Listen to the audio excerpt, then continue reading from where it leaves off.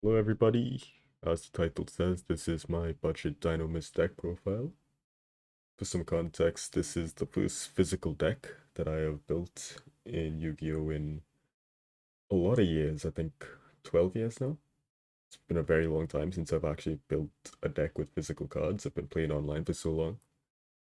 And yeah, when I decided I want to get back into collecting cards, you know, I need I needed something to be budget friendly because I am a college student and money is tight. So I didn't want to, blow a ton of money on a deck.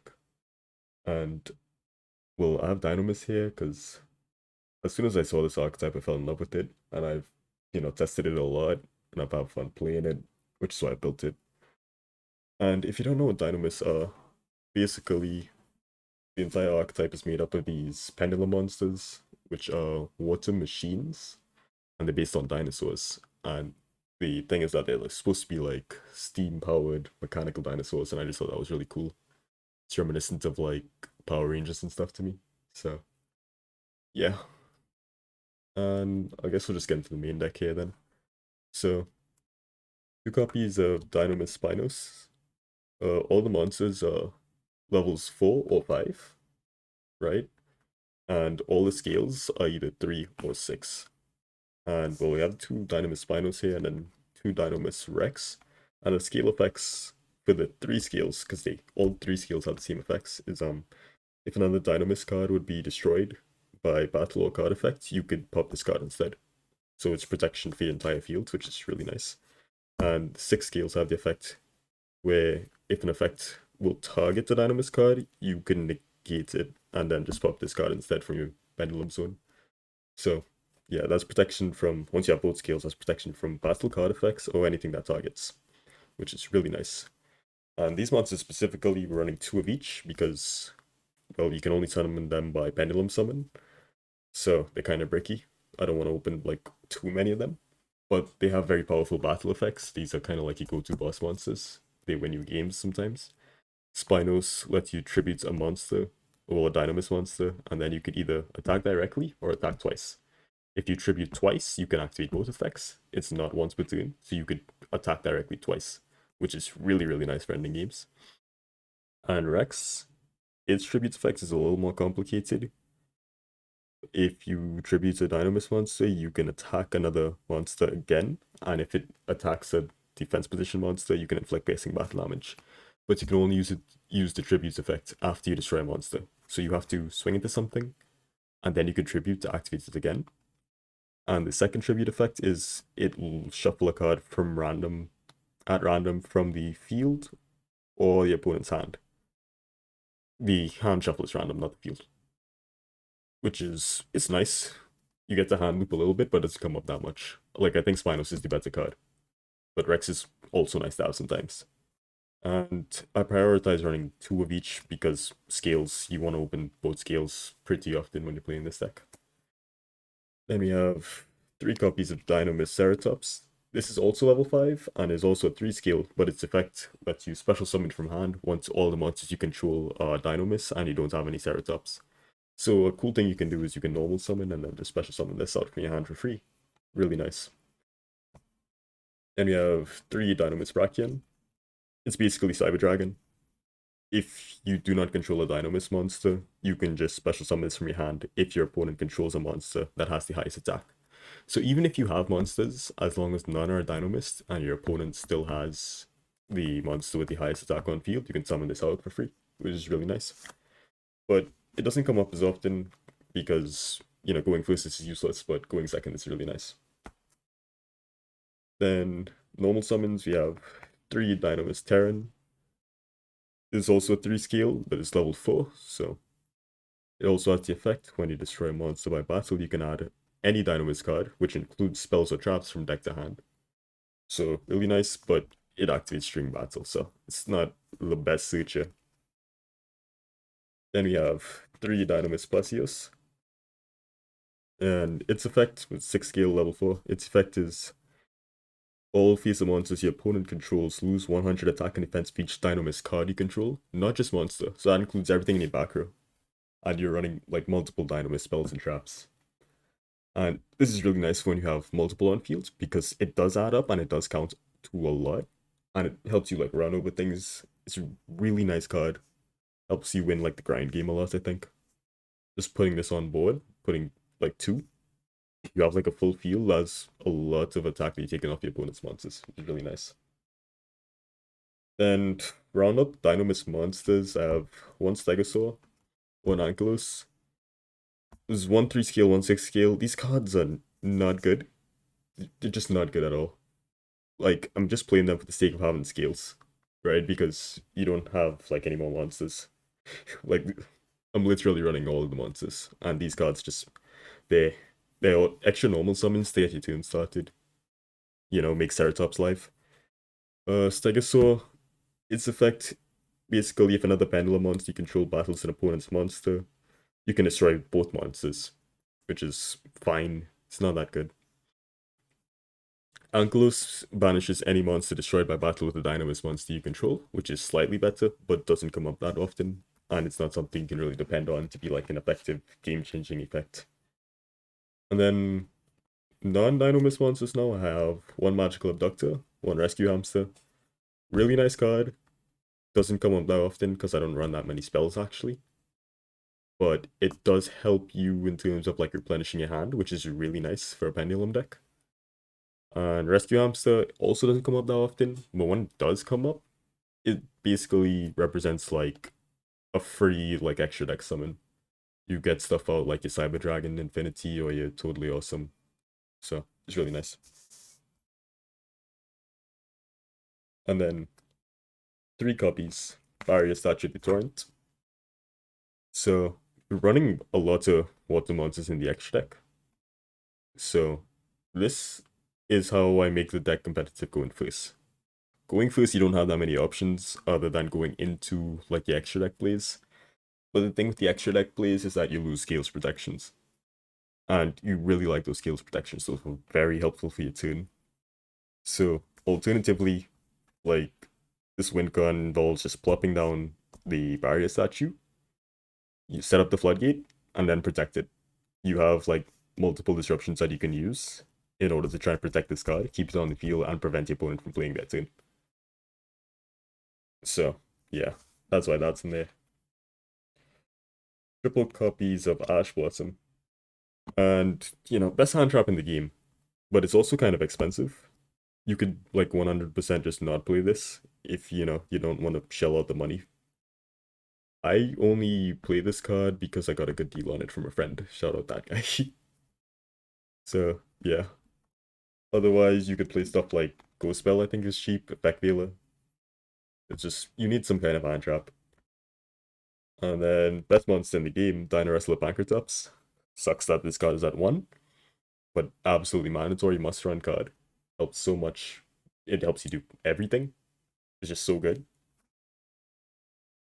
And that's all the monsters. For spells, we have 3 copies of Dinomist Charge. Is the archetype Searcher. You play this card and you search out any one monster.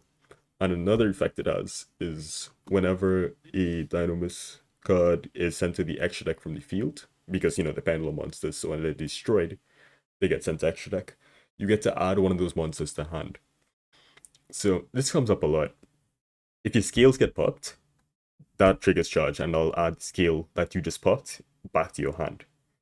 If you link summon something, that triggers charge as well. That'll get you something back to your hand, so on and so forth. So this is really strong in terms of like getting this card out. You want to see this card all the time. But the only thing that's interested is Pteran, which kind of sucks. But it's a very valuable card. It helps, you know, keeps your hand full. And yeah, it's pretty much invaluable to the deck. And don't sleep on the search effect either, because it just helps you unbreak your hands. Like sometimes you either need to search out the normal summons or you need to search out Ceratops. Ideally, you want a normal summon and a Ceratops to open your turns. And we have 3 copies, Pot to Desires. This card is kind of dumb, but there are no alternatives. You could run Extravagance if you don't mind banishing all the important cards in your extra deck. So, yeah. you don't mind banishing, like, there's no key pieces in your Dynamist strategy, right? Like, you can play this deck with any number of, like, the cards in the main deck. You don't particularly need anything, you don't need to search anything out other than, like, maybe Charge.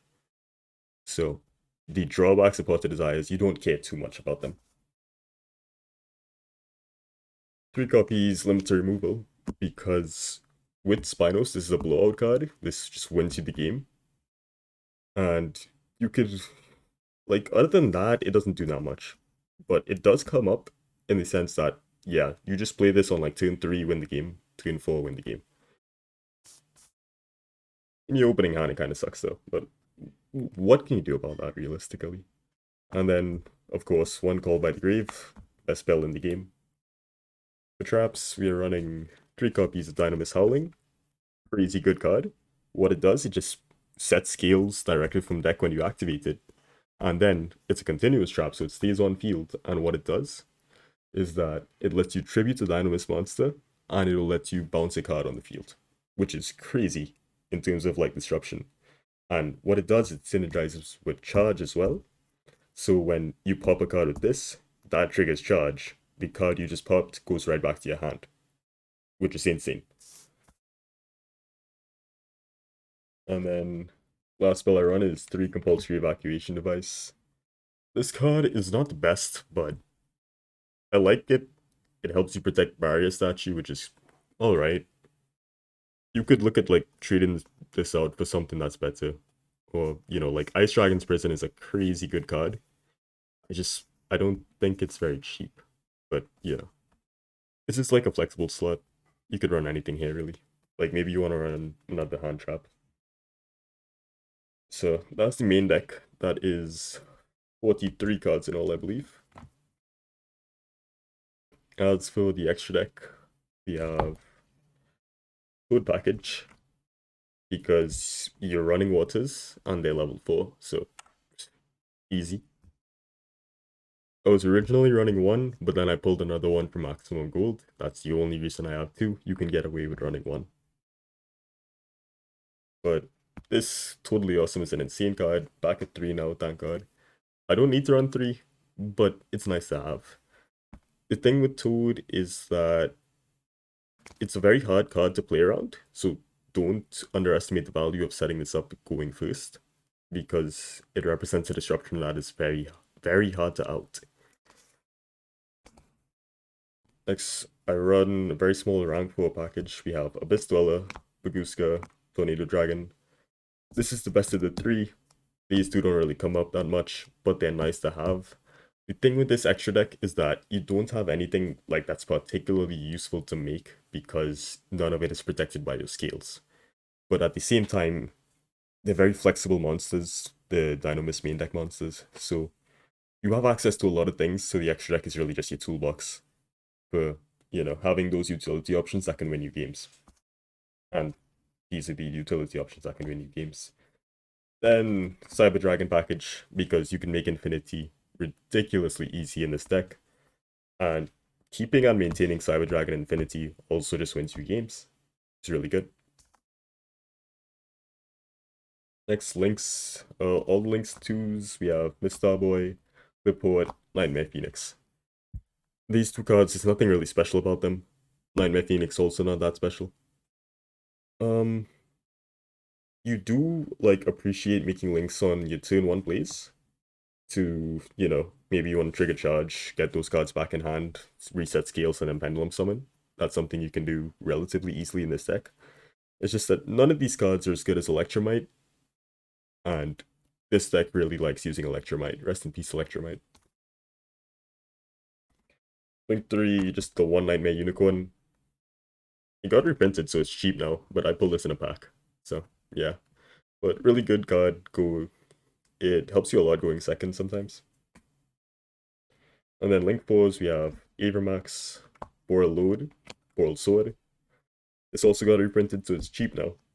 So there you go. And yeah, all of these cards are just strong in their own right. I think Borrel Sword comes up the most because it's just a flat out game ender in more situations than the other 2. Avermax is incredibly difficult to out, Borreload is not as strong as it used to be. You could cut Borreload if you wanted to and run like Appaloosa instead, but you don't make Appaloosa that often with this deck. And I guess I can show you my side deck, because I have one, and it's got some cool tech options in there. So, triple Gamma Seal. I think everybody should be running Kaijus in side decks, because they just out everything, so I don't see why not. Very strong, especially against stuff like Dragoon. Double Ghost Ogre, 1 Harpies. I really only care about the Harpies. Ghost Ogre is okay. I might replace these. It comes up in like some matchups. Like Ghost Ogre is somewhat decent against like dragons, I think. I don't even know. But otherwise, I don't really care too much for this card. But Harpies is really strong. And then more back row heat. We have Triple Cosmic Cyclone. Very good card. I think maybe you could also just run Twin Twisters instead, because I think... no, this is better against Eldritch. Never mind. I was gonna say Twin is better against Eldritch, but I just don't think that's true. Never mind. So, yeah, very strong card. Very good form of back row heat. Probably the best in the game. And then traps, triple Gozen match, triple rivalry. This is spicy stuff. So, if you can activate both of these after you side them in, you win the game automatically, because I don't think there's a single deck that can out this, especially if you have a negate setup, right? Well, you could out it with like Harpies, but Harpies is that 1, right? So, what are the odds of that happening? And yeah, in a deck like this, I've seen people play Mystic Mine instead, like as their go-to Floodgate. I just don't like Mystic Mine. I think the playstyle that you have to play with Mystic Mine is boring. But yeah, just the idea of using floodgates to try and secure games is something that I haven't explored too much up until this year with Dinomist.